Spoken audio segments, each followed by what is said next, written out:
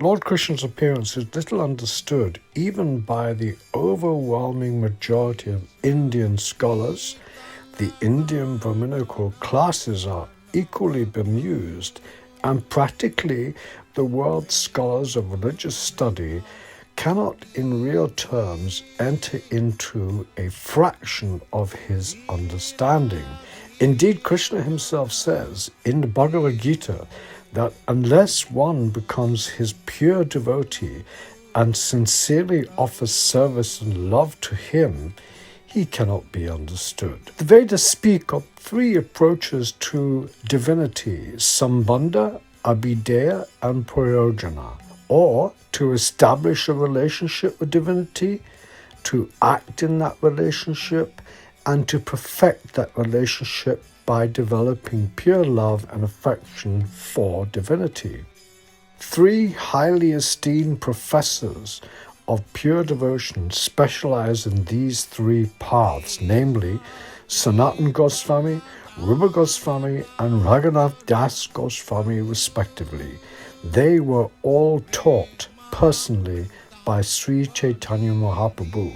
The whole purpose of Lord Krishna's descent in his original two-handed form is to display his supremely sweet, loving exchanges that he enjoyed with his most confidential devotees. Knowledge is described in the Vedas as confidential, more confidential, and the most confidential. And the ultimate purpose of the topmost yoga systems is to understand, enter into, and meditate deeply on all aspects of Krishna's personal display of Leela pastimes that he performs to attract the minds of every living being. These displays are in 5 primary rasas or mellows. The name Krishna actually means all attractive. Krishna himself speaks about his appearance and activities throughout the Vedas, activities that are extensively and lovingly spoken about and studied by his pure devotees, who bring them to life in the pages of the Srimad Bhagavatam through their studies, conversations. Unfortunately, speculations, misgivings, and doubts halt those persons who remain attached to their limited subjective thinking.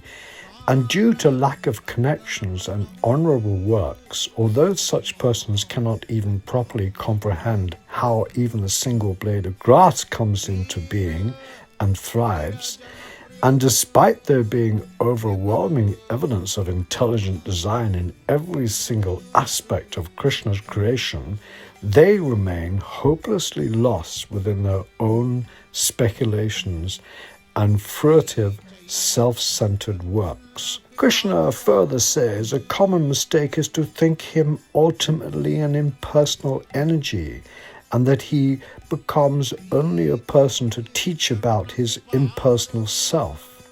Such mistaken persons think the body he appears in is made of conditioned matter like their own bodies.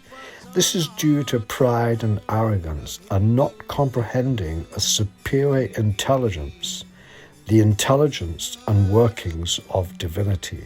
We can appreciate that ourselves, every person and every being, has personality and individual thoughts and actions enacted out on the mental, physical, and intellectual platform. Why would divinity not have such individuality? The difference between us and Krishna are twofold. We are minute, he is unlimited. We are conscious of our body, he is conscious of everybody. We have a material body which is accepting and rejecting material sense objects craved by our current material senses. Krishna has a spiritual body with spiritual senses that are not attracted by a selfish craving to exploit others. Rather, everything in the spiritual realm is based on pleasing each other's spiritual senses and spiritual bodies. Krishna and his whole existence is one of sharing his supreme love and bliss in ever-increasing spiritual exchanges with bodies that have no material limits due to a temporary matter that undergoes 6 changes like birth, growth, staying for some time, dwindling, old age, and then finally death. The Srimad Bhagavatam's goal is to liberate everybody by explaining the essence of pure consciousness and to guide everyone to experience this pure consciousness in loving exchanges with Krishna in unlimited and ever new ways. An ultimate plane of existence that is knowingly or unknowingly sought by all beings.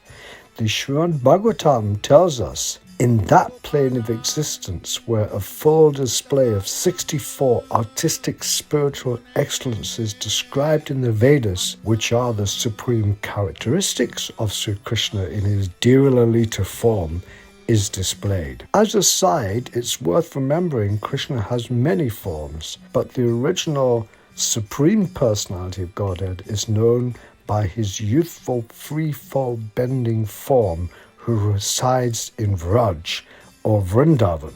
Vrindavan cannot be reached by an aeroplane in real terms, but rather the spiritual masters say it is reached by the purity of a spiritual mind. A land of dedication and devotion between divinity and his devotees. This plane of pure personal exchanges of love on a one-to-one basis is the topmost plane of spiritual existence, stretching far beyond the reverential and adoration platforms of other philosophical or religious texts, but which are also praiseworthy. The Srimad Bhagavatam highlights the ultimate spiritual dimension where an expansion of consciousness takes place into spiritual forms. Such forms and personalities experience finer and finer emotions well beyond the comprehension of any of the finest aspects or aesthetics or beauty of our world.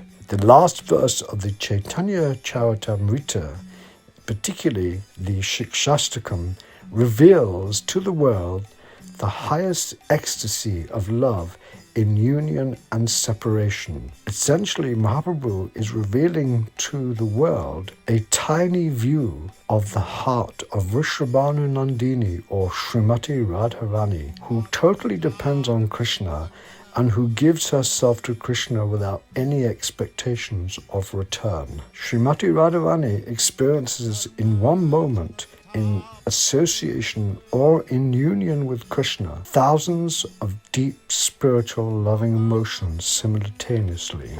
These pastimes and leelas of the supreme spiritual dimension delineated by Krishna's pure devotees can captivate our original spiritual personality and increase our blissful experiences with divinity himself. They take place deep within the heart, with the master of loving exchanges, Krishna.